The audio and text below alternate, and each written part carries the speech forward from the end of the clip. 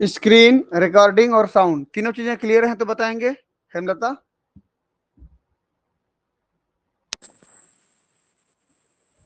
Clear है रहा है सर। क्या? रिकॉर्डिंग चेक करो। हो रहा है। ठीक, चलिए। तो different physiological system in Fasciola. Fasciola में, फेसियोला को हम मॉडल एनिमल मान के चल रहे हैं प्लेटीहेलमिंथिस फाइलम का। तो क्या क्या सिस्टम है, बहुत डेवलप नहीं रहते सिस्टम, है ना। याद रखना एक चीज, सबसे पहला क्या पढ़ेंगे हम लोग, डाइजेस्टिव सिस्टम। डाइजेस्टिव सिस्टम भाई खाने पीने की बात करते हैं पहले। दूसरा भाई यदि खाने पीने की बात करें, सांस लो, रेस्पिरेटरी सिस्टम।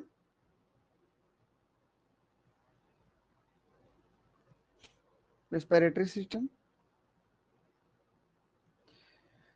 तीसरा भाई दोनों का बाय प्रोडक्ट एक्सक्रेटरी मटेरियल निकलेगा, वेस्ट मटेरियल निकलेगा, तो एक्सक्रेटरी सिस्टम, एक्सक्रेट करो बाहर से।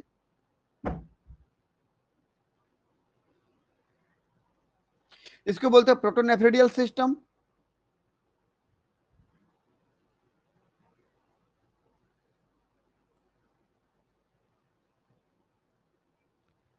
चौथे की अगर हम बात करें, नर्वस सिस्टम।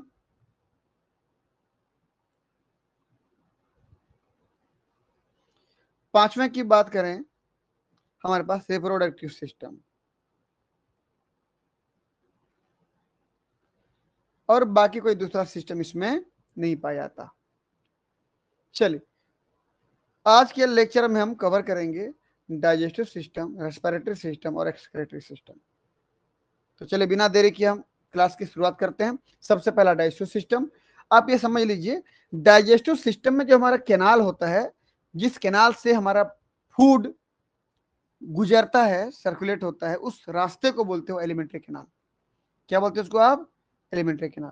और एलिमेंट्री कैनाल की शुरुआत होती है हमेशा माउथ से। माउथ से शुरुआत होती है, फिर उधर स्टेप बाय स्टेप एक एक चीज मिलते जाएंगे। तो देखिए, जिस भी एनिमल में माउथ भी होता है, देखिए पहला ओपनिंग जो दिख रहा है, फर्स्ट ओपनिंग माउथ है। ये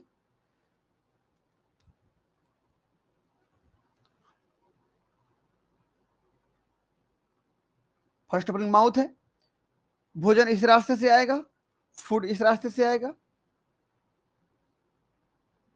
ये जब भोजन इस रास्ते से आ रहा है, बीच में भोजन का डाइजेशन हुआ, देखिए डाइजेशन हुआ, भोजन का एब्जॉर्प्शन हुआ, एब्जॉर्ब हो गया, ये पूरी बॉडी में सप्लाई हो गया। जो डाइजेस्ट नहीं हो पाया था, अनडाइजेस्टेड मटेरियल को फिकल मैटर के रूप में बॉडी से बाहर निकाल दिया जाता है।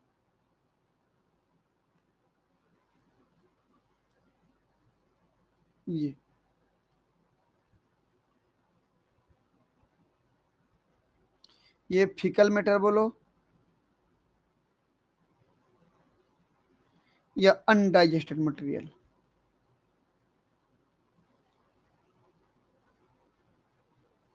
ये तो इसमें ये सेकेंड ओपनिंग हुआ। फिर इस नाल का, इस केनाल का ये सेकेंड ओपनिंग हो गया, और सेकेंड ओपनिंग को बोलते हो एनस।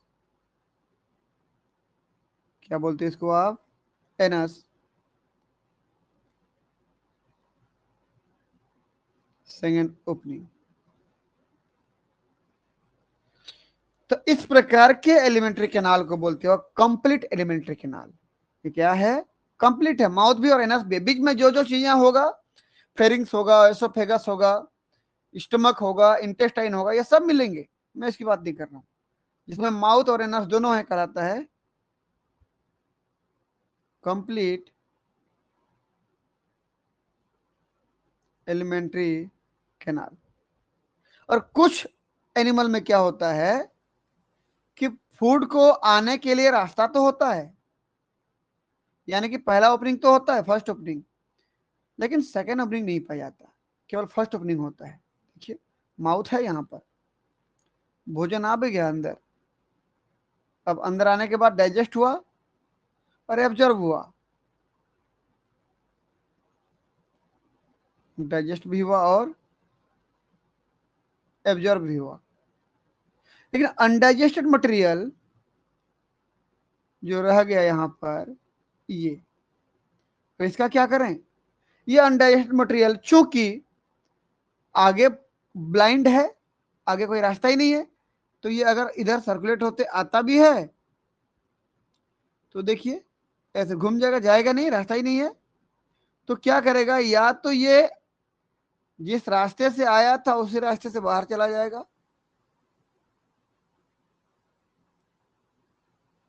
ये फूड इधर से आया था, इधर से फूड आया था, उधर से क्या चला गया? Undigested material.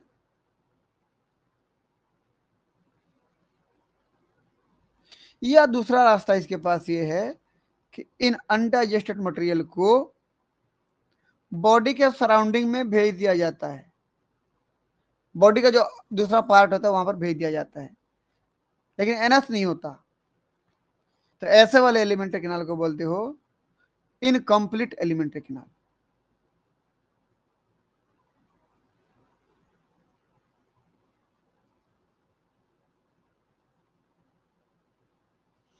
दोनों में क्या अंतर है बोलने पर?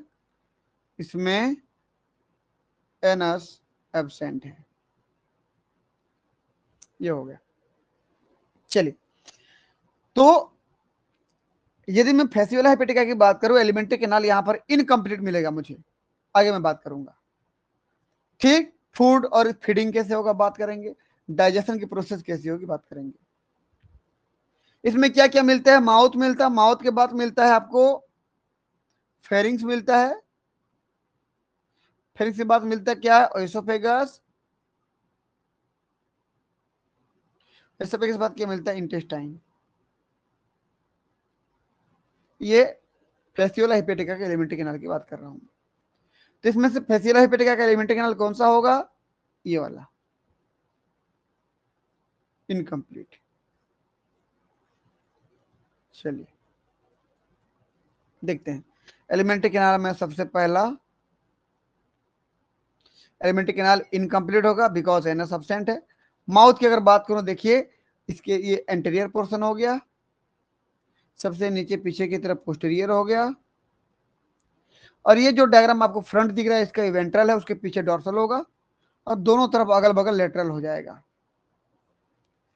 ये लेटरल हो गया, इधर इधर भी क्या हो जाएगा? लेटरल। चलिए, तो माउथ सबसे आगे, situated at anterior portion, surrounded by oral sucker. कई बार बात कर चुके ओरल सकर की हम लोग। मसल्स का बना होता है? रेडियल मसल्स का, सामने की तरफ है, देखिए जूम कर दे रहा हूं मैं, ये ओरल सकर जो भोजन को, जो बाइल को या छोटे छोटे सेल की पीसेस, टिश्यू पीसेस को खींचने में, सक करने में मदद करता है। लीड टू अवॉइड फेरिंग्स, उसके जस्ट बाद क्या मिलेगा? अंडाकार फेरिंग्स मिलेगा, आपको दिख रहा है, ये देखिए, ये मस्कुलर फेरिंग्स, रेडियल मसल्स पाए जाते हैं यहाँ पर। इसकी वाल बहुत मोटी होती है, लेकिन अंदर की ल्यूमेन जो होती है बहुत ही पतली है, इसको याद रखना। चलिए अगला क्या हमारे पास? फेरिंग्स। फेरिंग्स का शेप कैसे हो गया? ओवॉइड शेप, अंडाकार हो गया, देखिए ये अंडाकार हो गया, ऐसे अंडे जैसे दिख रहा है कलर, देखिए। फिर इसका शेप देखिए, ये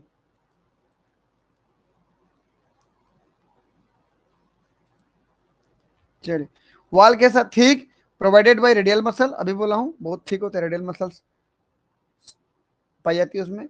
ल्यूमेन बहुत ही संकरा होता है। कुछ ग्लैंड पाई जाती है, फेरेंजियल ग्लैंड यहाँ पर पाई जाती है, प्रेजेंट होती है। और लीड टू, इसके बाद क्या मिलेगा आपको? ओएसोफेगस मिलेगा, एक पतला छोटा सा, बहुत छोटा, शॉर्ट, बहुत छोटा सी ओएसोफेगस है।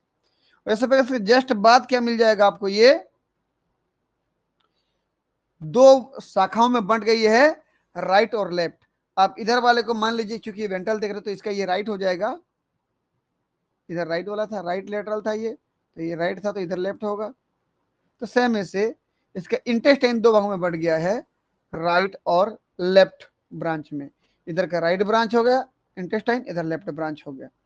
और ये जो ब्रांच है वो आपस में फिर कई फोल्ड के बने होते हैं, और ये प्रत्येक फोल्ड जाके ब्लाइंड हो जाते हैं, देखो तो ये बंद हो गया पाउच। ये प्रत्येक फोल्ड कहलाते हैं इंटेस्टाइनल सिका या डायवर्टिकुला।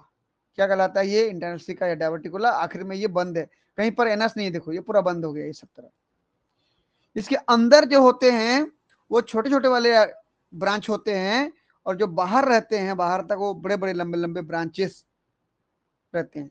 किसके, सिका के या डायवर्टिकुला के। इसका कलर जो होता है कैसे दिखता है, ब्राउन टाइप का कलर दिखता है, क्योंकि ये बाइल को पिए रहता है। अपने प्राइमरी होस्ट जो भेड़ है उसके बाइल डक्ट में रह के बाइल को इसने ड्रिंक किया था, पी लिया था, इसीलिए इसका कलर कैसे दिख रहा है, थोड़ा ब्राउन टाइप का कलर दिख रहा है। बाहर से ट्रांसपेरेंट तो होता है लेकिन इसकी वजह से ये ब्राउन दिखता है। चलिए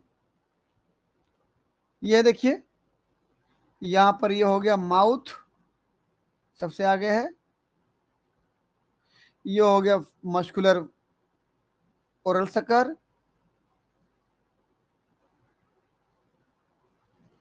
इसके बाद ये ओवॉइड फेरिंग्स। ओवॉइड फेरिंग्स में क्या है ये देखिए तो, थिक रेडियल मसल।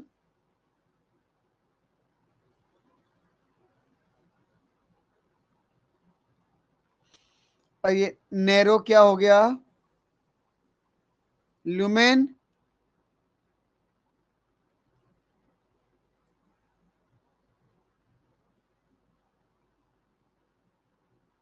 और कुल मिला के ये हो गया ओवॉइड शेप का फेरिंग्स, ओवॉइड मस्कुलर फेरिंग्स कर दूं मैं।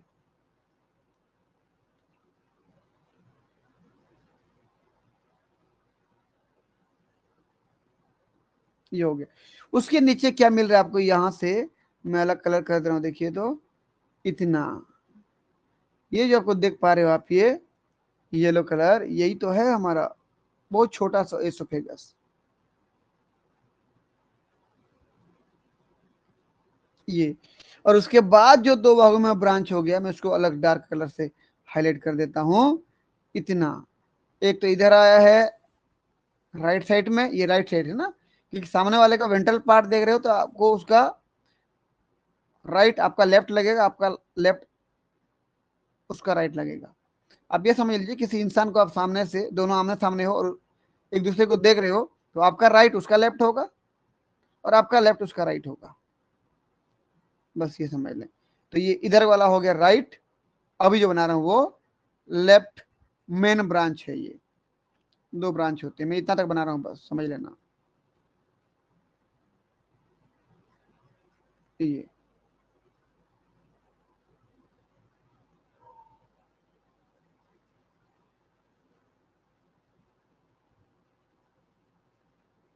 चलिए भाई, इतना ही बनाया हूं, समझिए आप इसको। इधर राइट इंटेस्टाइनल ब्रांच, इधर लेफ्ट इंटेस्टाइनल ब्रांच। चलिए भाई आगे बात बढ़ते हैं। अब ओएसोफेगस की बात करते हैं। ओएसोफेगस बहुत ही छोटा और नैरो होता है, अभी बताया हूं मैं, देखो ये internally lined by single layer of epithelial cell. Oesophagus जो है एपिथेलियल सेल के एक सिंगल लेयर से लाइंड रहता है।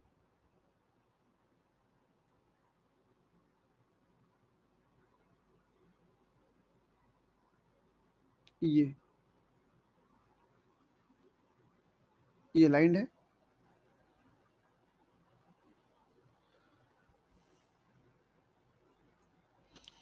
ओपन इंटू लार्ज इंटेस्टाइन में खुलता है। अगला इंटेस्टाइन की बात कर रहा हूं, fork into right and left main branches, दो ब्रांच में बढ़ गया, अभी बोला हूं मैं। H branches terminate mainly blindly pouch सिका या डायवर्टिकुला। प्रत्येक ब्रांच जो है देखो तो एक ब्लाइंड पाउच में फोल्ड होते जाता है, उसको क्या बोलते हो, सिका या डायवर्टिकुला, प्रत्येक फोल्ड को।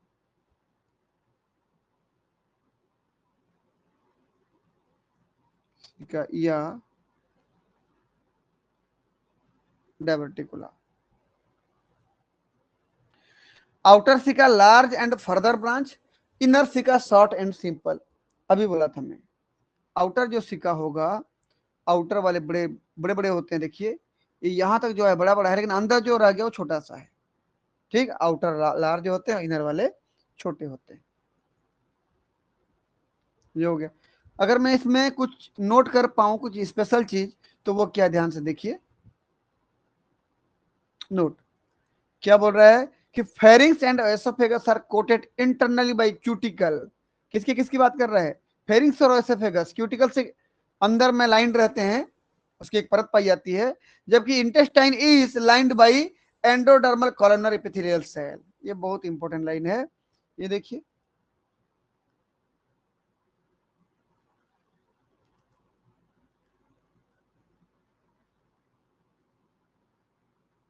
पहले तो ये कर देते हैं,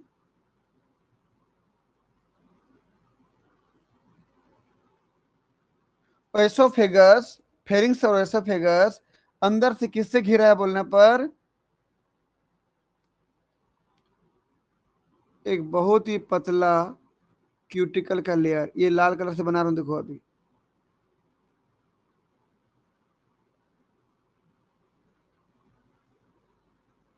ये देखो, बहुत ध्यान से देखना कितना पतला है, बीच में जो ल्यूमेन बन रहा है ना, बहुत पतला बन रहा है। ये तो एसोफेगस तक अंदर में किसकी एक लाइन बन गई, देखिए ये क्यूटिकल का लाल पर का एक पतला सा लाइन बना दिया हूं। जबकि इंटेस्टाइन की अगर मैं बात करूं, तो वहां पर क्या मिलता है? इंटेस्टाइन में लार्ज कॉलमनर सेल वहां पर पाई जाती हैं। कॉलमनर सेल मतलब कॉलम कॉलम जैसी बड़ी बड़ी सेल।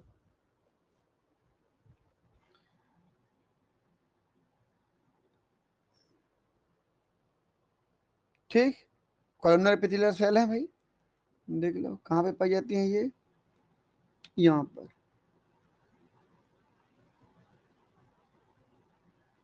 ऐसे मिलेंगे, देखिए ये इंटेस्टाइन में ना, ये सब तरफ ना, सब तरफ मिलेगा भाई, मैं बस छोटा सा बना दे रहा हूँ हिस्सा नमूने के रूप में। ये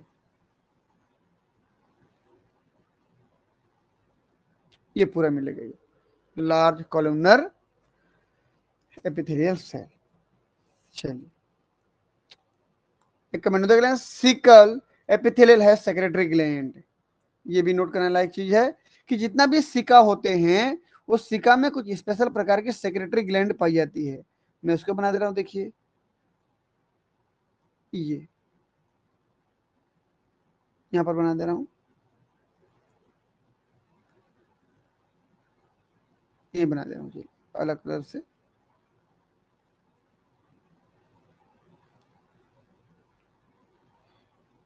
ये कुछ डाइजेस्टिव एंजाइम निकालते हैं, तो ये क्या है? Gland cell, secretory gland cell.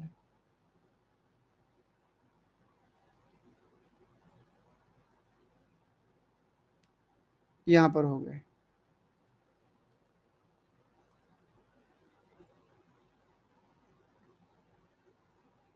ये कॉलमनर एपिथेलियल सेल, ये हो गया। ठीक, समझ में आ गया ना? आगे बढ़ते हैं। फूड एंड फीडिंग की बात करें कि जब भी फेसियोला अपने प्राइमरी होस्ट के बाइल डक्ट में रहता है, ये बाइल डक्ट में रहता है, उसको जब भी लगता है, एहसास होता है कि उसको भूख लग रहा है, हंग्री हो रहा है वो, तो सीधा चला जाता है ये एकदम पतले से पतले बाइल डक्ट या ब्लड कैपिलरीज में, एकदम पतले से पतले में चला जाएगा। देखिए ये एकदम पतले में आ गया, समझ लीजिए यहाँ पर बहुत पतला वाला है ये। वहां पर जाएगा और क्या करेगा? वहां से बाइल को या लिम्फ को या फिर टिश्यू के पीसेस को क्या करेगा? वो अपने किसकी सहायता से, ओरल सकर की मदद से वो अंदर लेगा, अपना फीडिंग पूरा करेगा। देखिए during feeding hungry fluke migrate into smaller bile duct and capillaries. Food में क्या है, सक up lymph bile and rest of tissue. Rest of मतलब क्या है, वो कुतर कुतर के चाट चाट करके खाना, इस प्रकार का। Pieces of oral, pieces by oral sucker. समझ में आया?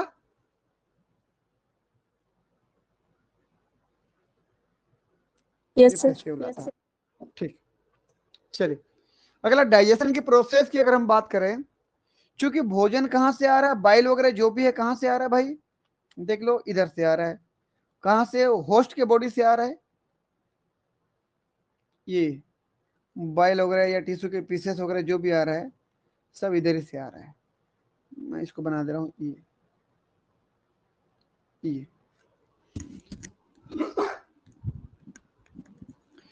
आप ये समझ लीजिए, ये ओरल सकर की मदद से इसने अपने माउथ से होते हुए इसको अंदर लिया और इंटेस्टाइन के दोनों ब्रांच में गया और सभी के सभी कहां पे गया, डायवर्टिकुला में गया। ये सभी के सभी डायवर्टिकुला में जाएगा।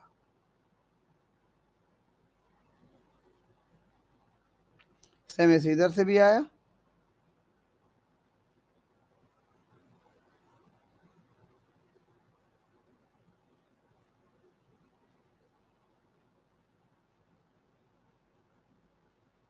ये हो गया। अब जाने के बाद होता क्या, देखिए भोजन पहुंच चुका है कहां पे, डायवर्टिकुला में, यहां पर सिका में आ चुका है।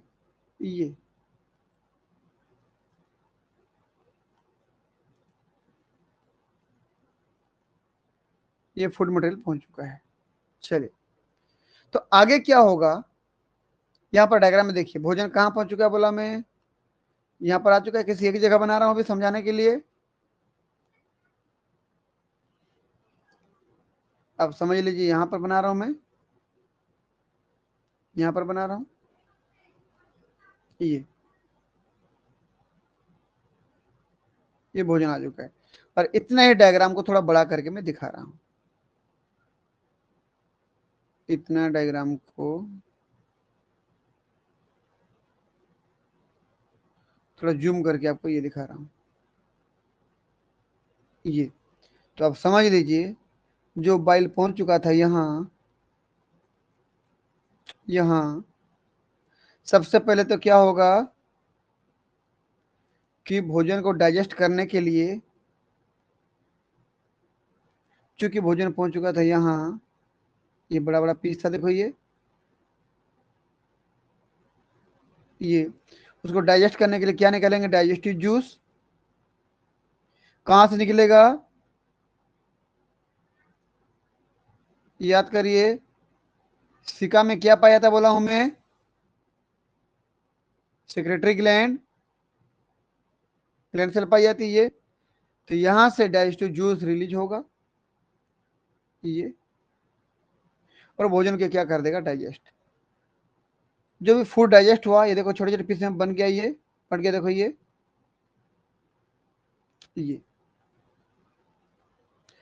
अब छोटे छोटे पीस में बंटने के बाद हो सकता है कुछ मटेरियल ऐसे भी हो जो डाइजेस्ट ना हुआ हो, उसको मैं ब्लैक कलर में बना दे रहा हूँ। देखो ये डाइजेस्ट नहीं हो पाया है, बड़े बड़े वाले पार्टिकल ये भी है, कुछ डाइजेस्ट हो गए कुछ नहीं हुए। तो जो डाइजेस्ट हो गए हैं उसको क्या कर दिया जाता है, डिफ्यूज कर दिया जाता है। कहाँ पे, क्योंकि बाहर में मिजेनकाइम सेल है ना, तो मिजेनकाइम सेल में इसको डिफ्यूज कर दिया जाता है। देखो ये याद रखें, इधर मिजेनकाइम है।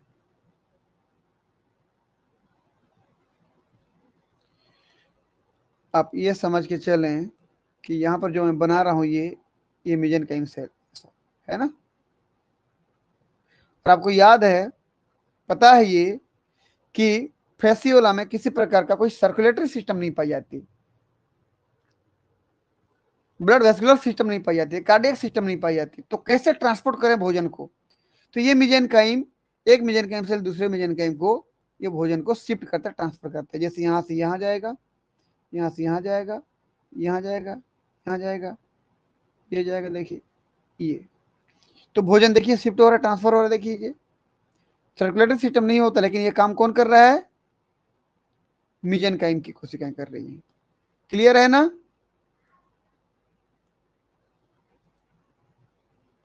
हाँ या ना?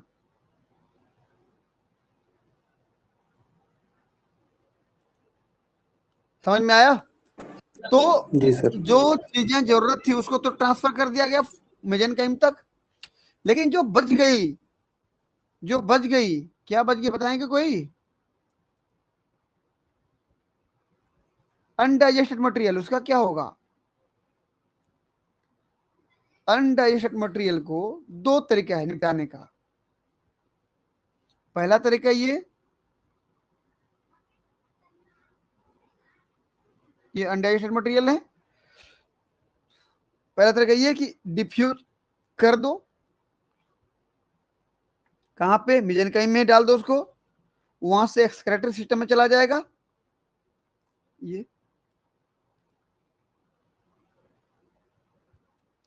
ये अनडाइजेस्टेड मटेरियल है।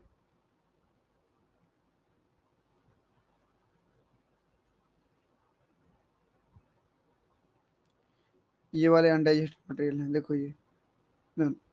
ठीक। या दूसरा तरीका क्या है कि उसको रिवर्स बैक करो। रिवर्स बैक कहां से करते लेके जाना है?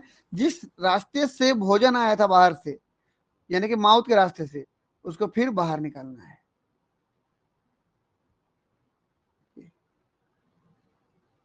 समझ में आया ना? ये अनडाइजेस्टेड।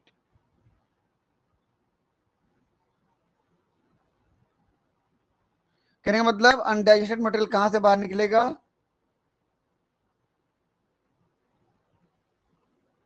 यहां से। Undigested.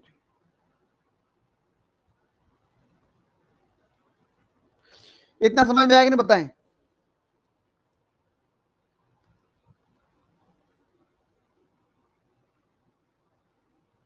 Yes sir. Food transport हो रहा है यहां पर, देखो ये। चलिए अब कमेंट पे आ रहा हूं। इसका मतलब टोटल डाइजेशन कहां पे हो रहा है बताओ तो? क्या सेल में हो रहा है कि सेल के बाहर हो रहा है? इस सेल के बाहर में हो रहा है ना, खाली जगह पे हो रहा है। खाली जगह पे जी सेल सर। का भोजन का डाइजेशन हो रहा है, इसे उसको क्या बोलूंगा मैं? Extra cellular digestion. यदि ये भोजन सेल के अंदर आता, यहाँ डाइजेस्ट होता, तो इंट्रा सेलुलर डाइजेशन कहलाता। क्योंकि अब बाहर में हो रहा है, ये खाली जगह पे हो रहा है, इसलिए उसको क्या बोलूंगा? Extra cellular digestion. देखिए पहला कमेंट, डाइजेशन कैसा है? Extra cellular. कहां पे? इन इंटेस्टाइन में। Distribution of digested food by ramifying diverticula. Digested food को कहां बांट दिया गया? सभी डायवर्टिकुला में, जहां जहां सब तरफ बांट दिया गया। ठीक, सब तरफ, पूरा सब में बांट जाएगा, बहुत ज्यादा है ना डायवर्टिकुला। अगला, transported by mesenchyme because no circulatory system. बिल्कुल। Waste product diffuse into mesenchyme, या तो इजेस्टेड थ्रू माउथ, मेसेंकाइम में चला जाएगा, या माउथ से बाहर निकाल देंगे। हाँ, एक चीज और होता क्या है कि कभी कभी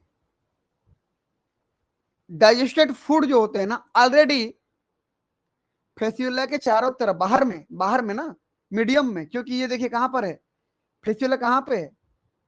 होस्ट के बाइल डक्ट में है, और बाइल डक्ट में डाइजेस्टेड फूड भी घूम रहा है, तो वहां से डायरेक्ट अपनी टेगुमेंट के द्वारा अंदर एब्जॉर्ब कर लेता है। तो ये बाहर में सराउंडिंग में, आप ये समझ के चलें, मैं इस बाहर की बात कर रहा हूं। बाहर में बहुत सारा बाइल है, होस्ट का बाइल, भेड़ का बाइल है, उसके बाइल में ही तो ये तैर रहा है ना। तो इस बाहर में कभी कभी क्या होता है, डाइजेस्टेड मटेरियल मिल जाते हैं, जैसे मोनोसेक्राइड, लाइक ग्लूकोज है, फ्रक्टोज है, ये सब मिल जाते हैं।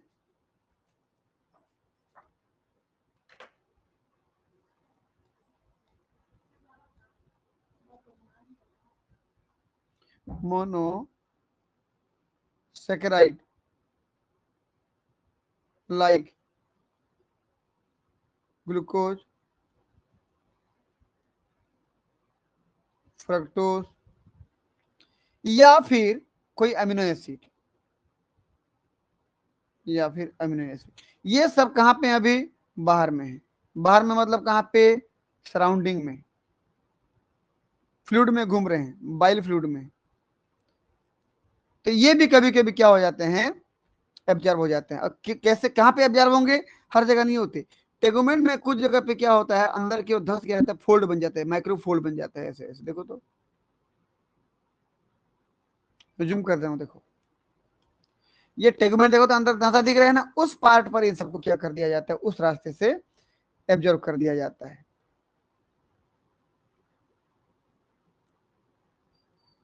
ये देखो,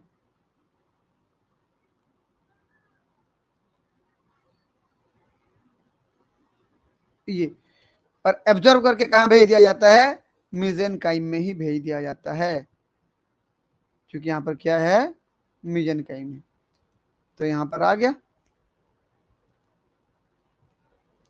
कौन आ गया भाई, ग्लूकोज, फ्रक्टोज, अमीनो एसिड, ये सब मेसेनकाइम सेल में आ गया। तो यहां पर क्या हो रहा है, एब्जॉर्ब हो रहा है। यहां पर एब्जॉर्ब हो रहा है। चलिए कमेंट देखते हैं। Monosaccharide sugar like glucose, fructose and कुछ और भी अमीनो एसिड जो होंगे दूसरे, वो directly absorb through tegument from host fluid into body of the fluke. इधर का होस्ट फ्लूइड है, से बॉडी, फ्लूक के बॉडी में, फेसिरापिड का बॉडी में चला जा रहा है। This is facilitated by the numerous fine fold found by the tegument on its outer surface। देखिए इसके बारे में हम बात कर चुके बॉडी वाल के चैप्टर पे। ये देखिए बॉडी वाल, देखिए बहुत सारे छोटे छोटे टेगुमेंट में फोल्ड दिख रहे हैं। ये हमारा टेगुमेंट हो गया। इलेक्ट्रॉन माइक्रोस्कोप में देखने पर पता चलता है टेगुमेंट में ये छोटे छोटे फोल्ड दिख रहे हैं। देखो तो ये पोर कैनाल, इस पोर कैनाल से होते हुए amino acid, glucose, glucose, fructose, amino acid, ये सब इस रास्ते से अंदर आते हैं। चलिए आगे बढ़ते हैं। ये अगला क्या है, रिजर्व फूड। रिजर्व फूड के रूप में क्या, फैट और ग्लाइकोजन को यहाँ पर मेसेनकाइम और मसल्स में स्टोर किया जाता है, जमा किया जाता है। ये सब होने के बाद मेसेनकाइम में क्या करते हैं भाई, कुछ फूड को स्टोर करके रखते हैं। जैसे ये मेसेनकाइम है भाई, इमरजेंसी के लिए, बाहर बाद में जब काम आए। आप भी तो घर में कुछ पैसे बचा के रखते हो ना, ताकि इमरजेंसी में काम आए। तो कुछ मेसेनकाइम में रखते हैं, कुछ मसल्स में रखते हैं। तो खासकर मेसेनकाइम में रखा जाता है, क्योंकि बहुत बड़ा पार्ट है मेसेनकाइम। मसल तो केवल कुछ जगह पे है। तो मेसेनकाइम में क्या होगा बोलने पर, ग्लूकोज को जमा करके रख दिया गया ग्लाइकोजन के रूप में, ठीक, और लिपिड को जमा करके रख दिया फैटी एसिड के रूप में, फैट के रूप में। ये स्टोर्ड फूड है।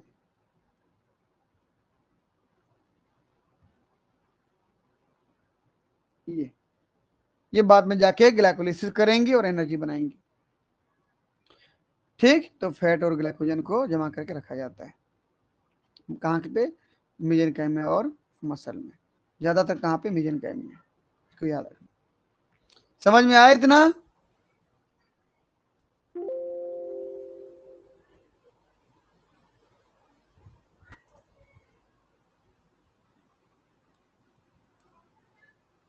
एक बार यस करके भेजें तो समझ में आए तो।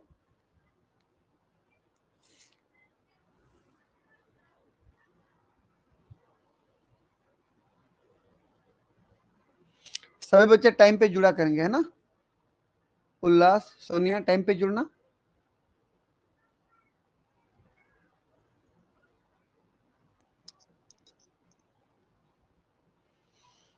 चलिए आगे बात कर रहा हूं मैं अब।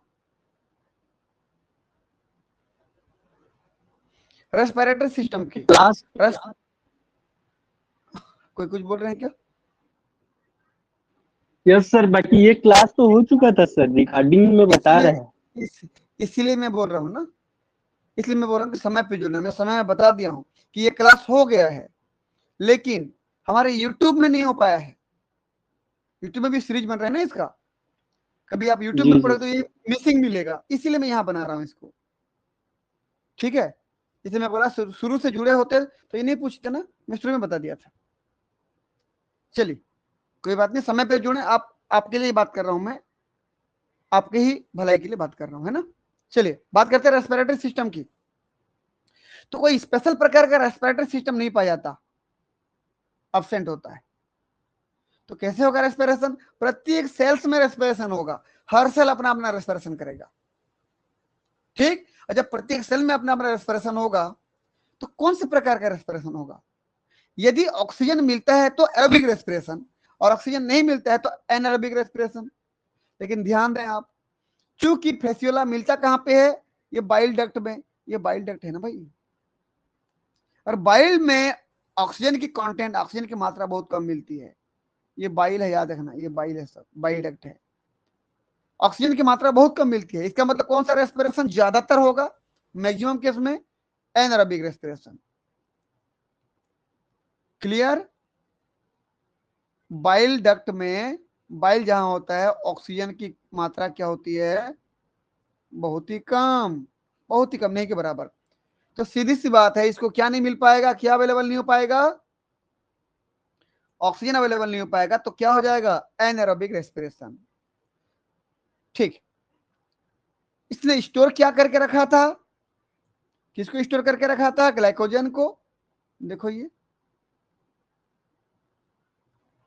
ग्लाइकोजन अपना कहां पे? मीजेनकाइम में स्टोर करके रखा था। ये स्टोर्ड था, स्टोर्ड ग्लाइकोजन था। जब रेस्पिरेशन करना है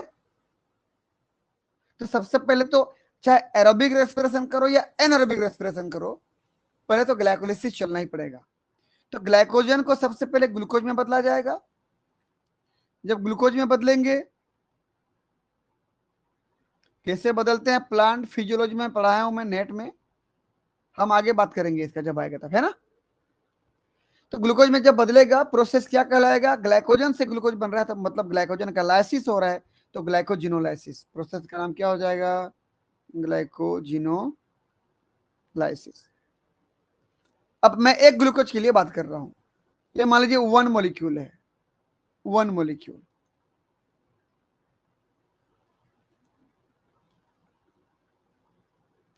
एन मॉलिक्यूल ग्लूकोज, ये 6 कार्बन का होता है, ठीक।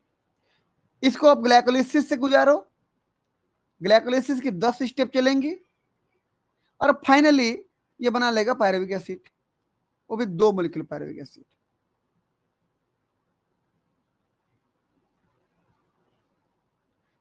कितना मॉलिक्यूल पायरुविक एसिड? 2 मॉलिक्यूल। प्रत्येक पायरुविक एसिड 3-3 कार्बन का होता है, ठीक। तो 2 मॉलिक्यूल बन गए। प्रोसेस का नाम क्या है? ग्लाइकोलिसिस। याद रखना, ग्लाइकोलिसिस में किसी प्रकार के ऑक्सीजन की यूज नहीं होता है, चाहे एरोबिक रेस्पिरेशन हो या एनारोबिक रेस्पिरेशन हो, ग्लाइकोलिसिस में ऑक्सीजन यूज होता ही नहीं है। चलिए आगे बात करूं मैं। चूंकि ऑक्सीजन नहीं है अब, तो अब यहां से एनारोबिक रेस्पिरेशन चलेगा। लैक्टिक एसिड फर्मेंटेशन जिसको मैं बोलता हूं यहां पर, तो अब यहां से ऑक्सीजन होता तो एरोबिक रेस्पिरेशन चलता, एनारोबिक रेस्पिरेशन चलेगा यहां पर, देखिएगा। Because O2 absent, O2 absent है, तो यहां पर एनारोबिक रेस्पिरेशन।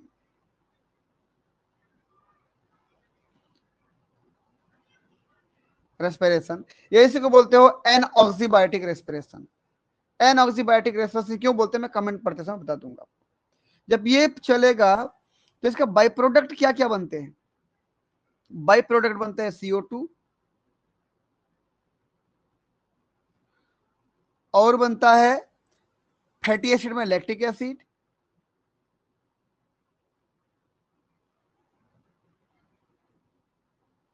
और इसी बीच में 2 ATP भी बनता है। कितना ATP? 2 ATP।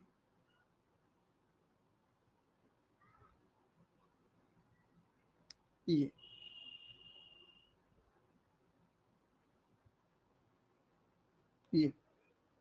और जो CO2 है ना, वो CO2 क्योंकि अब बॉडी को जरूरत नहीं है CO2 की, इसलिए उसको डिफ्यूज कर दिया जाएगा, बॉडी के सरफेस से ही बाहर निकाल दिया जाएगा, डिफ्यूज कर दिया जाएगा बाहर। तो CO2 हो गया बाहर। लैक्टिक एसिड को कर दिया जाएगा बाहर, लेकिन कौन से रास्ते से, ध्यान दो, इधर एक्सक्रेटरी पोर है, एक छिद्र है, क्या नाम है, एक्सक्रेटरी पोर, यहां से कर दिया गया बाहर।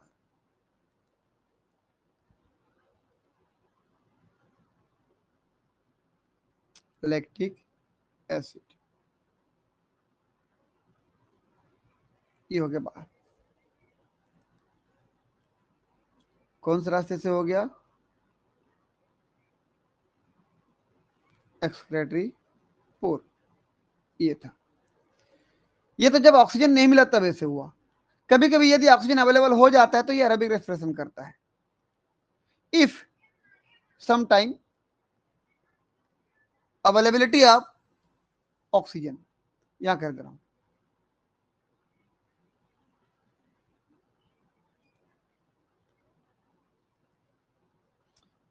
if O2 available,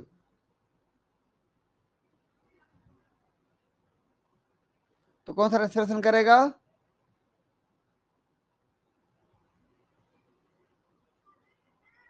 aerobic respiration. ये लेकिन बहुत कम चांसेस है ना ये। और जब एरोबिक रेस्पिरेशन होगा ना तो फिर एक ग्लूकोज टूटता है तो 30 या 32 एटीपी बनता है। और 30 या 32 एटीपी जब पढ़ोगे ना तो पूरा माइटोकॉन्ड्रिया के शटल सिस्टम पे डिपेंड करेगा, और मैं वहां पे बिल्कुल नहीं जाऊंगा।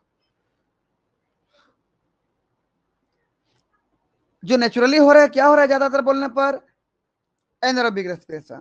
और एनारोबिक रेस्पिरेशन हो रहा है तो ध्यान से देखिएगा, यहां से एनर्जी भी तो बाहर निकल रहा है हीट के रूप में, 2 एटीपी बाहर निकल रहा है।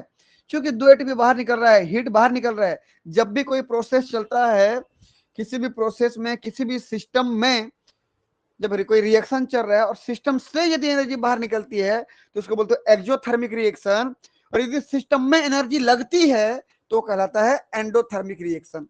तो ये क्या कहलाएगा बताओ तो, एनर्जी तो निकल रहा है ना इस प्रोसेस से, तो क्या कहलाएगा, बोलो कोई,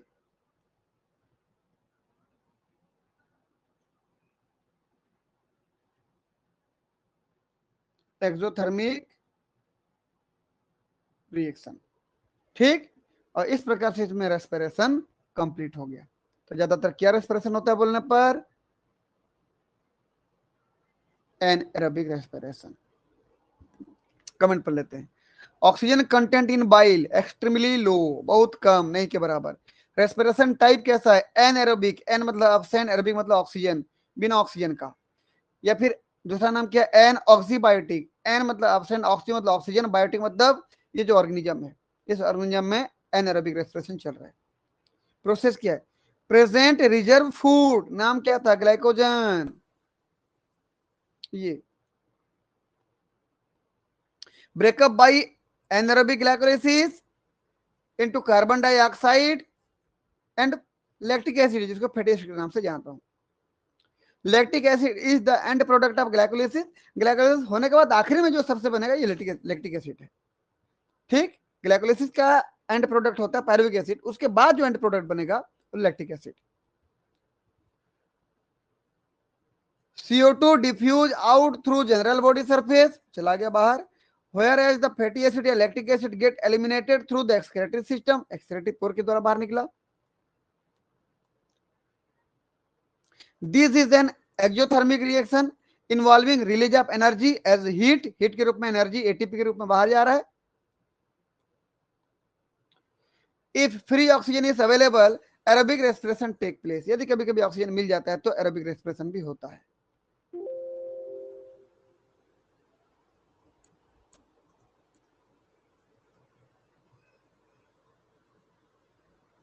समझ में आया,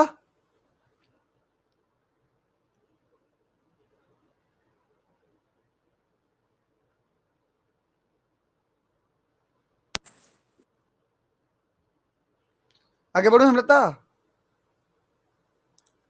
यस सर। चलिए, अब आता है हमारा तीसरा, एक्सक्रेटरी सिस्टम।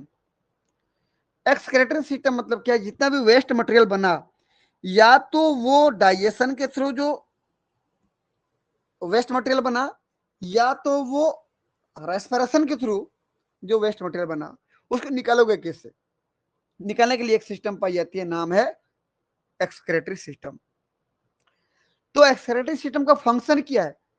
एक तो नाइट्रोजनस वेस्ट को बाहर निकालना, कोई भी वेस्ट हो उसको बाहर निकालना, नाइट्रोजनस वेस्ट ही नहीं, कोई भी वेस्ट हो उसको बाहर निकालना, और दूसरा ऑस्मो रेगुलेशन करना। काम देखो ध्यान से, फंक्शन क्या? एक्सक्रेशन करना, बाहर निकालना वेस्ट मटेरियल को, और अगला ऑस्मो रेगुलेशन करना। ऑस्मो मतलब क्या होता है? ऑस्मो का मतलब होता है वाटर। वाटर के साथ साथ यदि आप मिनरल की बात करते हो, आयंस की बात करते हो, तो ऑस्मो होता है। यदि आप वाटर को मेंटेन कर रहे हो, इसका मतलब सीधा सीधा आयन को भी मेंटेन कर रहे हो, तो वाटर एंड आयन का मेंटेन करना ऑस्मो रेगुलेशन कहलाता है। ये दोनों काम करता है। इसके लिए एक्सक्रेटरी ऑर्गन के लिए स्पेशल ऑर्गन पाई जाती है, नाम क्या है? Flame cell. उसी को बोलते हो फ्लेम बल्ब, या उसी को बोलते हो प्रोटोनेफ्रिडिया। जो बोलो आप एक ही है, फ्लेम सेल बोलो, फ्लेम बल्ब बोलो, प्रोटोनेफ्रिडिया बोलो। इनकी संख्या बहुत ज्यादा होती है, लार्ज इन नंबर। याद रखना, फ्लेम सेल, फ्लेम बल्ब या प्रोटोनेफ्रिडिया पूछा जाता है एग्जाम में कि फ्लेम सेल कौन से फाइलम का कैरेक्टर है बोलेगा। ठीक है, तो ये स्ट्रक्चर देख पा रहे हैं आप, मैं जूम करता हूं, देखें पूरे बॉडी में देखें तो फैला हुआ है। ये छोटा छोटा दाना दाना जो दिख रहा है ना, यही तो फ्लेम सेल है, और वो कई सारे ब्रांच में जुड़ा होता है। फिर ये कई ब्रांच मिल जाते हैं, बड़ा सा ब्रांच बनाते हैं, फिर मिल जाते हैं, फिर बड़ा ब्रांच बनता है। ये फाइनली एक मीडियन में बीचों बीच main median longitudinal excretory canal बनता है, और यही एक्सक्रेटरी कैनाल डायरेक्ट खुलता है एक्सक्रेटरी पोर में। क्लियर है? बाहर में। और ये सब कहां पे हैंग हो रहे हैं, मतलब कहां पर लटक रहे हैं? ये सब जितना भी फ्लेम सेल दिख रहे हैं, फ्लेम सेल दिख रहे हैं, सब डॉट डॉट सब फ्लेम सेल है।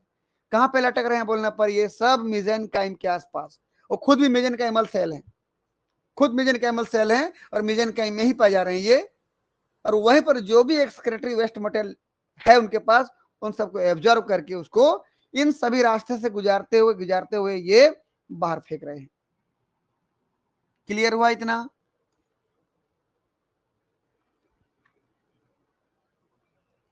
क्या पाया जाता है यहाँ पर? फ्लेम सेल, इसको याद रखना। चलिए आगे बढ़ता हूं मैं। अब देखिए, एक फ्लेम सेल की बात कर रहा हूं मैं, ये फ्लेम सेल देखो, डायग्राम में दिख रहा होगा आपको, ये फ्लेम सेल।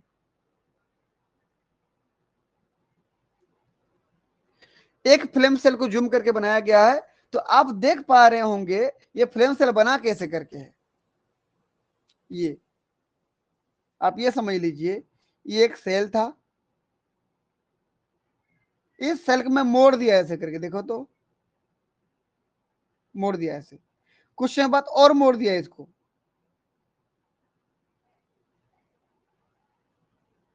ये समझ में आया कहानी कुछ? ऐसे बन गया। तो इसका जो साइटोप्लाज्म होगा कहां पे होगा? देखो तो यहाँ साइटोप्लाज्म था इसका, ये साइटोप्लाज्म था, ये साइटोप्लाज्म था, समझ में आया? देखो तो बीच में खाली जगह बच गया कि नहीं? ये खाली जगह ल्यूमेन कहलाता है। क्या कहलाता है? ल्यूमेन या कैविटी। समझ में आया? कुछ ऐसे स्ट्रक्चर से बना है, देखिए। तो इसके पूरा साइटोप्लाज्म कहां पे देख लो, ये साइटोप्लाज्म है।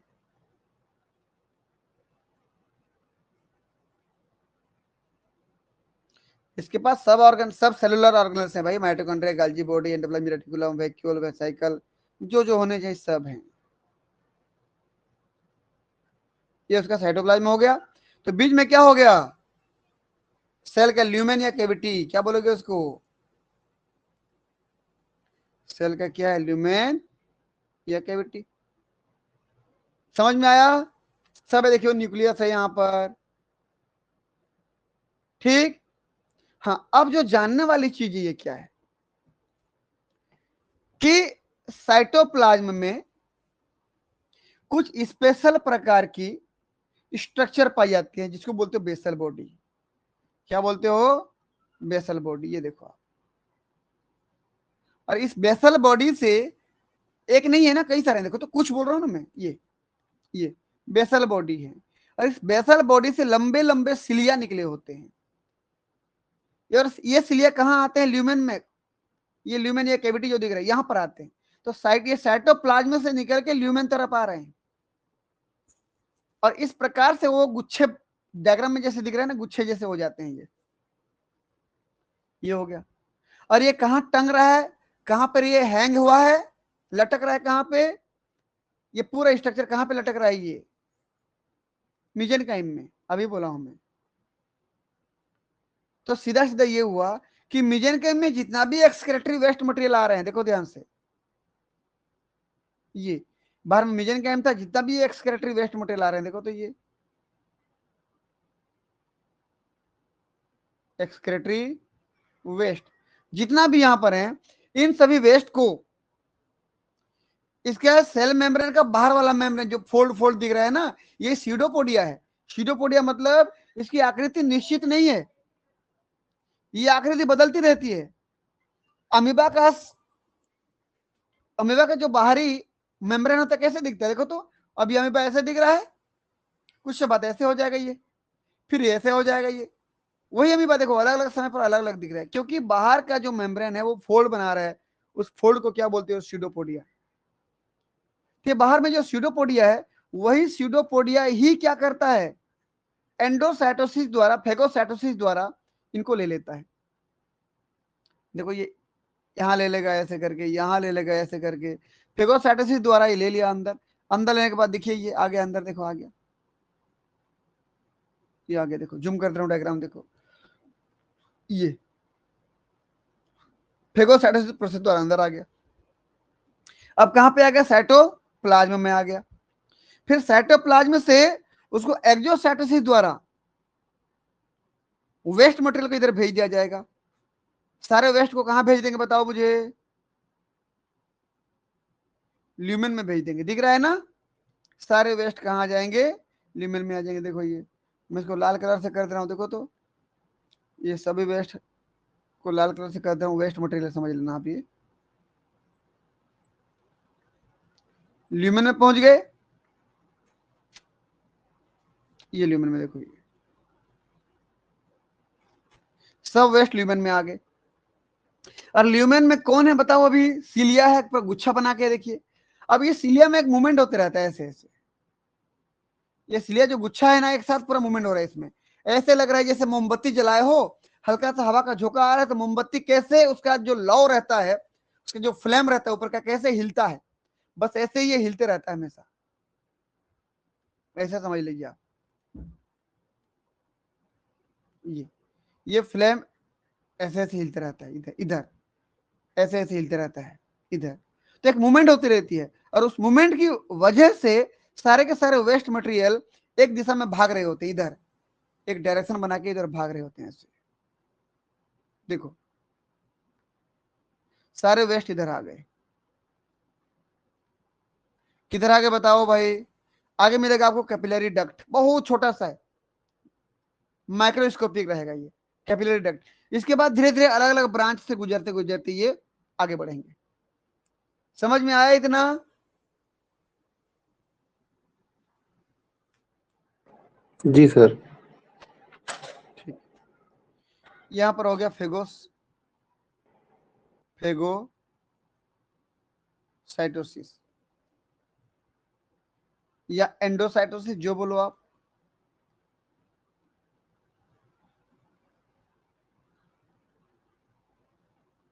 और यहां पर क्या हो जाएगा, एक्सोसाइटोसिस।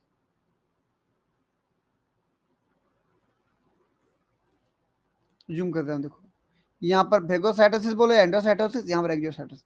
और इस काम को करने के लिए कौन वेस्ट मटेरियल एक्सक्रेटरी वाला है, कौन हमारे मतलब फेसियोला हिपेटिका के लिए अच्छा प्रोडक्ट नहीं है, उसको ही बाहर फेंका जाएगा इधर से। और इस काम को करने के लिए एक एंजाइम पाई जाती है, एल्कलाइन फास्फेटेज। एल्कलाइन फास्फेटेज ही ये तय करता है कि किसको निकालना है, सेलेक्ट करता है, सेलेक्टिवली उसको निकाला जाता है। यहां पर एल्कलाइन फास्फेटेज समझ लीजिए, ये तय करेगा किसको फेंकना है किसको नहीं फेंकना है। उत्सर्जी पदार्थ है हमारे, मतलब उस सेल के लिए अच्छा नहीं था, तो वो उसको बाहर फेंकेगा, एक्सक्रेटरी वेस्ट को बाहर फेंकेगा, सेलेक्ट कर करके बाहर फेंकेगा। एंजाइम का नाम क्या है, एल्कलाइन फास्फेटेज। क्लियर, सेलेक्ट करता है, ये सेलेक्ट करता है, सेलेक्ट किसको, वेस्ट मटेरियल को। खराब चीजों को बाहर फेंकेगा। बाहर मतलब वो ल्यूमेन में डालेगा, फिर वहां से बाहर फेंकेंगे। Select waste material. ठीक, कमेंट पढ़ रहा हूं, देखिए अभी कई बार चिल्ला चिल्ला के बोला हूं कि ये जो फ्लेम सेल है किसका मॉडिफिकेशन है, किससे बना हुआ है, ये मेसेनकाइमल सेल का। मेसेनकाइमल एरिया में है तो खुद मेसेनकाइमल सेल का बना होता है। डिस्ट्रीब्यूशन की बात करूं, स्पेसिफिक पैटर्न जिसको बोलते हो फ्लेम सेल पैटर्न। भाई फ्लेम सेल का डिस्ट्रीब्यूशन कैसे होगा, देखो तो डिस्ट्रीब्यूशन कितना जबरदस्त दिख रहा है। देखो ये कैसे दिख रहा है, देखो सब ये ऐसे लग रहा है एक पौधा है। अब चिरौंजी का पौधा देखे हो जिसको चार बोलते हो, चार जंगलों में खासकर मिलता है चिरौंजी। चार का पौधा है जिसके सारे पत्ते गिर गए हैं, केवल चार चिरौंजी ही दिख रहा है, तो वैसे दिख रहा है। देखिए ये झाड़ जैसे तो दिख रहा है, बिल्कुल वैसे। इस पैटर्न को बोलते हो क्या, फ्लेम सेल पैटर्न। इसका शेप कैसे होता है, इरेगुलर शेप, क्योंकि स्यूडोपोडिया बनता है तो कोई निश्चित आकार नहीं होगा, इसका इरेगुलर शेप है because of pseudopodia. Because of pseudopodia. Pseudopodia मतलब, स्यूडो मतलब होता है फाल्स, पोडिया मतलब उसके निकलने वाले प्रोसेस, पैर जिसको बोल सकते हो आप। तो फाल्स पैर है इसके पास, झूठ मूठ का पैर है, बनता है बिगड़ता है, बनता है बिगड़ता है, तो कोई निश्चित आकृति नहीं बन पाता। ईच फ्लेम सेल हैज, प्रत्येक फ्लेम सेल के पास क्या होगा, इंट्रासेलुलर ल्यूमेन, अंदर की तरफ कैविटी, या उसको क्या बोलते हो, और इंट्रासेलुलर कैविटी, सेल के अंदर की cavity, in which hang a few long cilia, कुछ लंबे लंबे सिलिया पाए जाते हैं वहां पर। Each arising from the basal granule situated in cytoplasm. प्रत्येक सिलिया कहां से बनते हैं, प्रत्येक सिलिया कहां से बनते हैं, साइटोप्लाज्म में ये बेसल ग्रेन्यूल पाया जा रहा है, वहीं से बनते हैं वो। इस सेल को फ्लेम सेल ही क्यों बोला गया, फ्लेम सेल इसलिए बोला गया क्योंकि इसमें जो सिलिया हैं, ये जो सिलिया हैं बिल्कुल एक फ्लिकरिंग फ्लेम की तरह, जब हवा पड़ती है तो किसी मोमबत्ती का लौ, मोमबत्ती का लौ कैसे हिलेगा हवा में, बुझते समय कैसे हिलता है, बस वैसे ही यहां पर ये सिलिया मूव कर रहे होते हैं, इसलिए इसको बोला गया फ्लेम सेल। देख लो, in the living fluke, living fluke जिंदा वाले में ना, मरे हुए में थोड़ी ऐसे करेगा। Cilia vibrate like the flickering of a flame है, बिल्कुल एक लिविंग फ्लेम सेल में, लिविंग फ्लूक में ये सिलिया एक बुझ रहे दीपक के फ्लेम की तरह मूवमेंट करता है, इसलिए इसको क्या बोलते हो, flame cell. Hence the name is called flame cell. समझ में आया?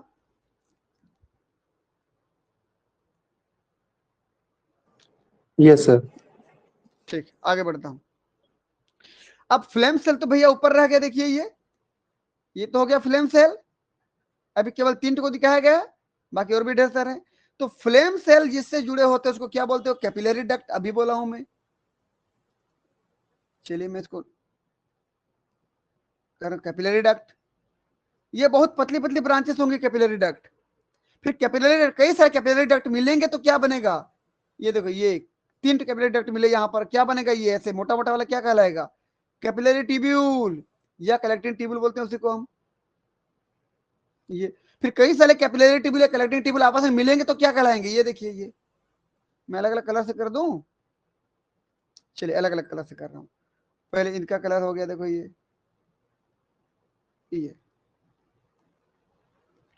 इसके बाद देखिए ये एक कलेक्टिंग ट्यूब्यूल हो गया। फिर कई सारे कलेक्टिंग ट्यूब्यूल मिलेंगे आपस में तो क्या कहलाते हैं भाई,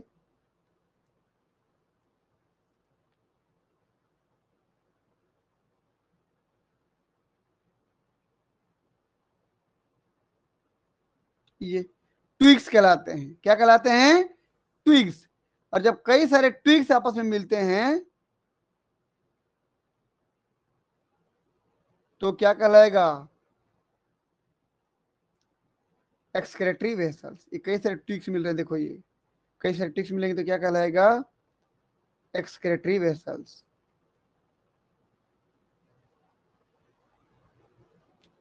और कई सारे एक्सक्रेटरी वेसल्स मिलेंगे तो क्या कहलाएगा, एक्सक्रेटरी ट्रंक। और ऐसे एक्सक्रेटरी ट्रंक की संख्या 4 होती है। कहां पे होते हैं, देख लो डायग्राम में। ये देखे तो ये फेसियोला है, फेसियोला का ये एंटेरियर पार्ट है, ये पोस्टेरियर पार्ट है, ऊपर में डॉर्सल समझ लीजिए, नीचे वेंट्रल पार्ट है। तो आप ये समझ लीजिए कि ये मेन जो है लॉन्गिट्यूडिनल मीडियन एक्सक्रेटरी कैनाल है बीच में, ये वाला, ये कहाँ गया, इधर है, ये वाला बीचों बीच है, ये वाला है। ये तो आप सामने से देख रहे हो, दिख रहा है ना। अब मैं यहाँ पर आपको साइड से दिखा रहा हूँ, साइड मतलब ये लेटरल साइड। जैसे आपके सामने कोई व्यक्ति, कोई इंसान ऐसे सोया हुआ है, उसका पेट नीचे है और पीठ ऊपर है, ऐसा, ठीक, ये ऐसा सोया हुआ है, ये समझ लीजिए। तो आप इसके लेटरल साइड को देख रहे हो ना, इधर देख रहे हो ना, पेट तो नीचे रह गया, पीठ ऊपर हो गया, लेटरल साइड दिख रहा है, तो वैसा इसका भी दिख रहे हो आप। चलिए, तो वहां पर देख पा रहे हो डायग्राम में कैसे बनता है, ध्यान से देखिएगा कि ऊपर में 2 ट्रंक निकलते हैं। कितना ट्रंक निकलते हैं? 2 ट्रंक। और नीचे भी कितना ट्रंक निकलते हैं? 2 ट्रंक। ये हो गया ऐसे, और यही कहलाता है क्या? Excretory trunk. कितना होते हैं संख्या में? 4, जिसमें से 2 डॉर्सल है और 2 वेंट्रल है। 2 डॉर्सल ट्रंक, एक्सक्रेटरी ट्रंक ना, एक्सक्रेटरी ट्रंक बोलते हैं उसको।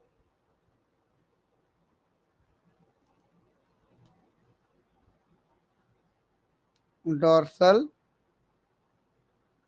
एक्सक्रेटरी ट्रंक और 2 वेंट्रल एक्सक्रेटरी ट्रंक, ये हो गई।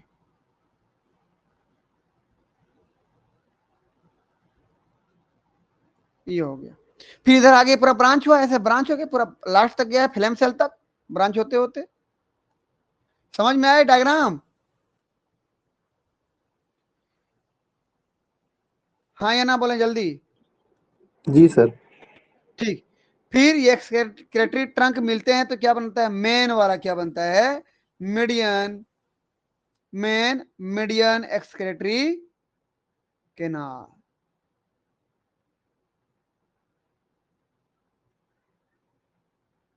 ये देखिए,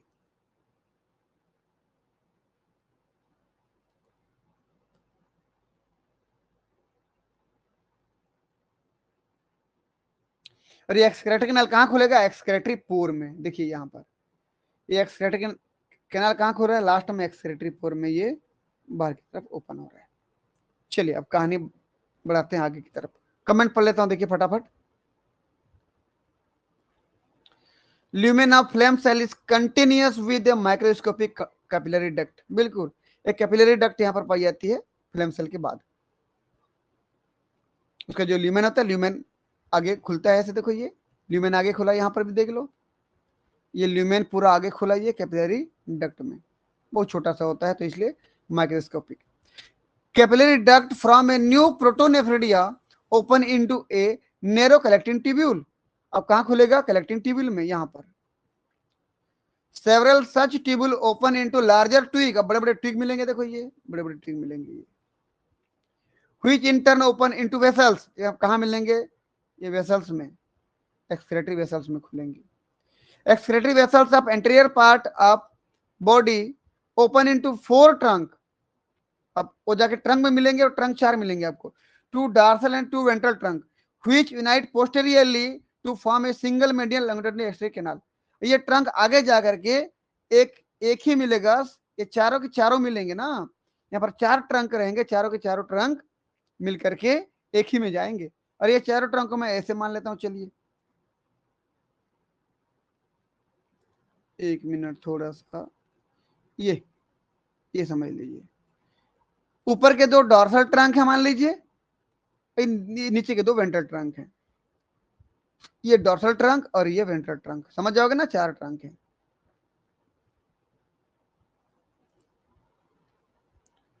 it extend up to posterior end a body where it open out through the single excretory pore situated somewhat ventrally. अब excretory pore कहाँ होता है? पीछे तो बोल रहा हूं मैं, लेकिन पूरा पीछे नहीं होता भाई। पूरा पीछे होता तो यहाँ होता है, यहाँ पे नहीं, ये थोड़ा सा वेंट्रल तरफ, इधर थोड़ा सा वेंट्रल मतलब थोड़ा अंदर तरफ आया है। मतलब ये समझ लीजिए, अगर ये ऐसा है, ये ऐसा है, यहाँ माउथ है, यहाँ ओरल सकर है ऐसा, तो ये यहां पर नहीं है एक्सक्रेटरी पोर, यहाँ पर ऐसे ऐसे ओपन हुआ है। समझ में आया ना? पीछे तो है लेकिन थोड़ा वेंट्रल सरफेस तरफ है। क्लियर है कि नहीं?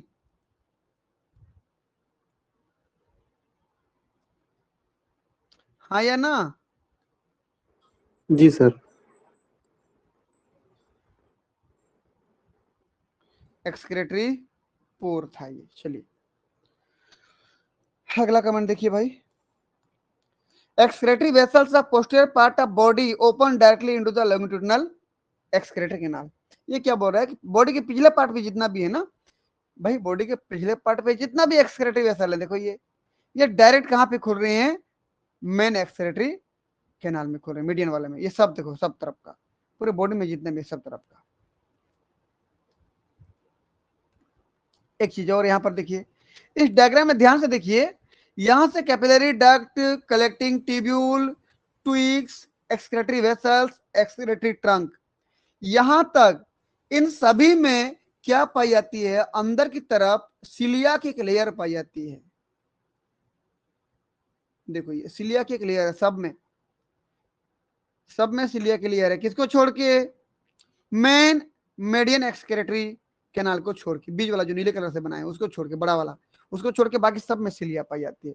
इसका मतलब ये हुआ कि जो एक्सक्रेटरी मटेरियल यहां से आ रहा था ऐसे करके, ये लॉन्ग फ्लेम लाइक सिलिया के द्वारा मूव किया जा रहा था आगे, कहां पे? कलेक्टिंग डक्ट में। तो कलेक्टिंग डक्ट के बाद से वो कैसे मूव करते करते जा रहा है? कलेक्टिंग डक्ट के बाद से वो सिलिया के मूवमेंट की वजह से आगे बढ़ रहा है। यहाँ सिलिया मूवमेंट कर रहा है, देखो ये मूवमेंट कर रहा है, सिलिया मूवमेंट कर रहा है, धीरे धीरे आगे बढ़ रहा है, सिलिया मूवमेंट कर रहा है, सिलिया मूवमेंट कर रहा है, ये यहाँ तक पहुंच गया। जब मेन एक्सक्रेटरी कैनाल में पहुंचेगा तो यहाँ तो सिलिया नहीं है, यहाँ से कैसे जाएगा? अब यहाँ पहुंचने के बाद क्या होता है? पूरा ये बॉडी क्या हो जाता है? स्क्वेज हो जाता है, संकुचित हो जाता है। पूरा ये बॉडी कैसे हो जाता है? कंप्रेस हो जाता है, सिकुड़ जाता है पूरा बॉडी। जब पूरा बॉडी सिकुड़ जाता है तो मेन एक्सक्रेटरी कैनाल में जो वेस्ट मटेरियल भरा हुआ था वो बाहर निकल जाता है। समझ में आया?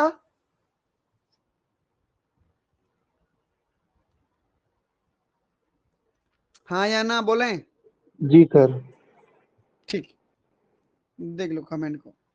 तो excretory vessels of posterior part of body open, ये तो पढ़ चुके हम लोग कि पीछे जितने भी सब डायरेक्टली ओपन होते हैं मेन लॉन्गिट्यूडिनल एक्सक्रेटरी कैनाल में।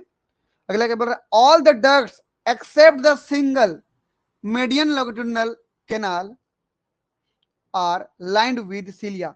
सभी को देखो, किसको छोड़ के? Main median longitudinal excretory canal को छोड़ दो, इसको छोड़ दो, बाकी सबको देखो। मेन मीडियन लॉन्गिट्यूडिनल, पूरी लंबाई में है ना, लॉन्गिट्यूडिनल, इस एक्सक्रेटरी कैनाल को छोड़ के बाकी सबको देखो, सब में अंदर में सिलिया की लेयर है, और वो सिलिया मूव कर रहा है किधर से? फ्लेम सेल तरफ से, किधर? मेन लॉन्गिट्यूडिनल एक्सक्रेटरी कैनाल की तरफ। तो सारे वेस्ट मटेरियल इधर से बहते बहते आ रहे हैं, फ्लो होते होते आ रहे हैं। लेकिन जब सारे वेस्ट मटेरियल कहां पहुंच जाते हैं? मेन मीडियन एक्सक्रेटरी कैनाल में, तो पूरा बॉडी कॉन्टैक्ट हो जाता है, तो मटेरियल वहां से बाहर निकल जाता है। तो हमारा ये भी कमेंट हो गया, ये भी कमेंट हो गया। आगे बढ़ता हूं, देखो अब फिजियोलॉजी ऑफ एक्सक्रेशन, वही चीज है मैं जो बोला हूं। देखिए मेन एक्सक्रेटरी प्रोडक्ट क्या है, क्या निकालेंगे खास कर ये? अभी बोला था मैं कि जब एनारोबिक रेस्पिरेशन होता है तो भैया क्या बनता है? फैटी एसिड, CO2, ये तो बनता है। और जो नाइट्रोजनस वेस्ट है वो क्या है? अमोनिया। भाई किसी प्रोटीन को डाइजेस्ट करेंगे, अमीनो एसिड को डाइजेस्ट करेंगे तो क्या बनेगा उससे? अमोनिया। समझ में आ रहा है कि नहीं? किसी अमीनो जी एसिड को सर। डाइजेस्ट किया तो अमोनिया बन गया। तो ये हो गया हमारा एक्सक्रेटरी वेस्ट। तो CO2 तो बॉडी के सरफेस से निकल जाता है, CO2 तो यहां से निकल जाएगा ना बॉडी सरफेस से, बोला था ना मैं, यहां से। एक्सक्रेटरी पोर से कौन निकलेंगे फिर, बोलो जल्दी। फैटी एसिड, लैक्टिक एसिड जिसको बोल रहे हो ना, जी सर। फैटी एसिड जिसको लैक्टिक एसिड बोल रहे हो आप, और अमोनिया, अमोनिया। अमोनिया बोले तो NH3। फैटी एसिड किसका प्रोडक्ट है, एनारोबिक रेस्पिरेशन का।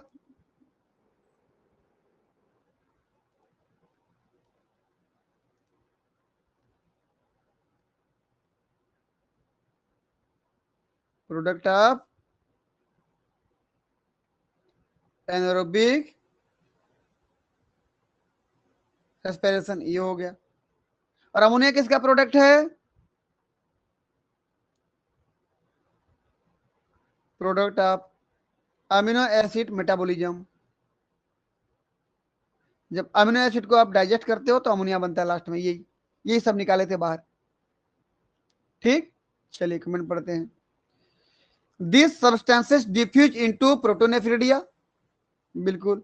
यहाँ पर जो भी एक्सक्रीटरी वेस्ट मटेरियल है, यहाँ पर जो भी एक्सक्रीटरी वेस्ट मटेरियल है, जो भी कलर से बना, चलो मैं रेड कलर से बना दे रहा हूं, चाहे वो CO2 है, चाहे वो फैटी एसिड जिसको लैक्टिक एसिड बोल रहे हो वो है, चाहे वो अमोनिया है NH3, वो सब डिफ्यूज हो गया किसमें, फ्लेम सेल में। फिर ये फेगोसाइटिक प्रोसेस द्वारा अंदर आ गया। फिर यहाँ पर एल्कलाइन फास्फेटेज था, एल्कलाइन फास्फेटेज ने सिलेक्ट किया किसको किसको, कौन कौन से सबसे बेकार है उनको बाहर भेजो, तो उसने सिलेक्ट किया, चुन लिया और भेज दिया कहाँ पे, ल्यूमेन में। मटेरियल कहाँ पे आ गए, ल्यूमेन में आ गए। अब ल्यूमेन में चूंकि क्या था, लॉन्ग सिलिया था, वो मूवमेंट कर रहा था बिल्कुल फ्लिकरिंग फ्लेम की तरह, उसके मूवमेंट की वजह से मटेरियल कहाँ पे पहुंच गया देख लो, ये कैपिलरी डक्ट में। फिर कलेक्टिंग ट्यूबुल में पहुंच जाएंगे, फिर कहाँ ट्यूब्स में पहुंच जाएंगे, फिर वेसल्स में पहुंच जाएंगे, फिर ट्रंक में पहुंच जाएंगे। ये सब पहुंच रहे हैं किसकी वजह से, यहां तक तो सिलिया, लॉन्ग सिलिया के फ्लेम मूवमेंट की वजह से, लेकिन बाकी में सबके अंदर सिलिया है ना, उस सिलिया के मूवमेंट की वजह से यहां तक ट्रंक तक पहुंच गए। अब पहुंच गए कहां पे बताइए, मेन एक्सक्रेटरी लॉन्गिट्यूडिनल कैनाल में पहुंच गए, यहां तक पहुंच गया। मूवमेंट को मैं कर दे रहा हूं, शो कर दे रहा हूं, देखो ये ऐसे ऐसे आ रहा है।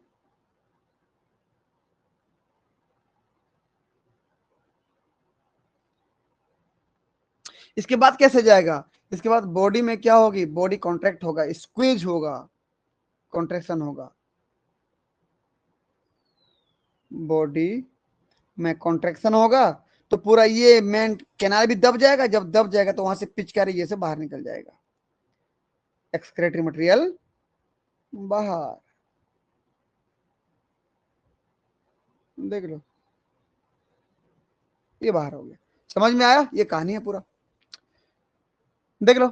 This substances diffuse into protonephridia, flame cell में चला गया, फ्रॉम कहां से, सराउंडिंग, सराउंडिंग में क्या था, मेसेंकाइम था, चारों तरफ मेसेंकाइम था, मेसेंकाइम से लेके आए इसको, देख लो।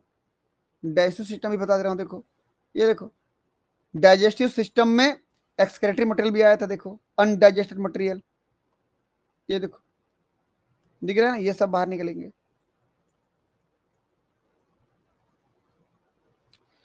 Excretory fluid are kept moving through tubules by the action of cilia, पूरे ट्यूब में सिलिया की वजह से ये मूव करते हुए जाएगा, आगे बढ़ेगा, एंड फाइनली स्क्वीज आउट, मतलब कॉन्ट्रैक्ट होकर बाहर निकलेगा through the excretory pore by contraction of the body, पूरा बॉडी में जब कॉन्ट्रैक्शन होगा तो एक्सक्रेटरी मटेरियल, वेस्ट मटेरियल कहां चला जाएगा, बाहर चला जाएगा।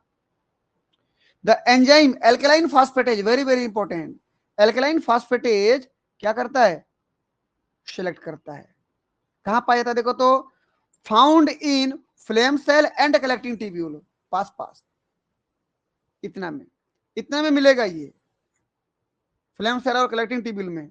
और क्या करेगा, क्या करता है बोला हूं,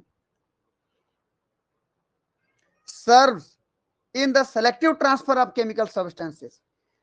बेकार बेकार केमिकल एक्सक्रेटरी मटेरियल को ही बाहर भेजेगा, बाकी सबको रोक देगा, भैया तुम्हारा जरूरत है तो तुम रुको मत जाओ भी। ठीक, ये काम करता है। सम नाइट्रोजनस वेस्ट जैसे ammonia are also passed through exterior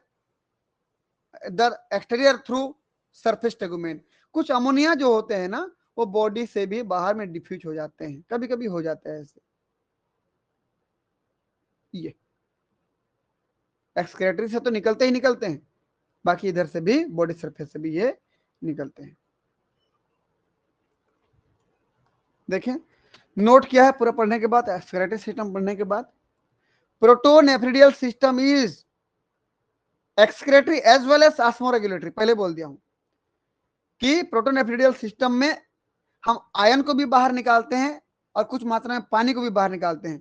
कुल मिला के बॉडी में आयन और वाटर दोनों को मेंटेन कर रहे हैं, इसीलिए उसको ऑस्मोरेगुलेटरी भी बोलेंगे। और एक्सक्रेटरी में तो निकाल ही रहे हैं हम लोग। एक्सक्रेटरी में क्या एक्सक्रेट कर रहे हैं बताओ? CO2 तो खैर बॉडी सरफेस से जा रहा है, CO2 तो बॉडी जी सरफेस से सर। जा रहा है, मैं इसको नहीं लिख रहा जी हूँ। सर। फैटी एसिड मतलब फैटी एसिड एंड अमोनिया। मतलब लिपिड और प्लस अमोनिया, ये बाहर जा रहे हैं। और ऑस्मोरेगुलेटरी क्यों है? क्योंकि ये वाटर इन आयन बैलेंस भी कर रहे हैं सर। बिल्कुल, ये एक्सक्रेट कर रहे हैं तो एक्सक्रेटरी सिस्टम हो गया। ऑस्मोरेगुलेटरी में बैलेंस बैलेंस बना के चलता है ना। ऑस्मो मतलब वाटर, ऑस्मो मतलब वाटर, और वाटर है इसका मतलब कुछ घुला भी होगा, आयंस। रेगुलेटरी मतलब क्या? बैलेंस करना। तो इनका क्या करता है? बैलेंस करता है, वाटर एंड आयंस का। समझ में आया ना? तो इसीलिए प्रोटोनेफ्रिडियल सिस्टम दोनों काम करता है, एक तो एक्सक्रेटरी फंक्शन रखता है और दूसरा ऑस्मोरेगुलेटरी फंक्शन रखता है। Since it control the amount of fluid water, कहां पे? इन द बॉडी, बॉडी में वाटर को भी मेंटेन करता है कि कितना वाटर बाहर भेजना है एक्सक्रेटरी मटेरियल के रूप में, ये भी तय करता है। देखो इधर, यहां जब निकल रहे हैं ये फैटी एसिड, अमोनिया, ये जो बाहर जा रहे हैं, क्या केवल यही सूखा सूखा निकल रहे होंगे? बिल्कुल नहीं, लिक्विड फॉर्म में पानी भी जा रहा है उसके साथ, तो कितना पानी बाहर जाएगा ये भी तय किया जाता है। समझ में आया तो यस करके भेजें।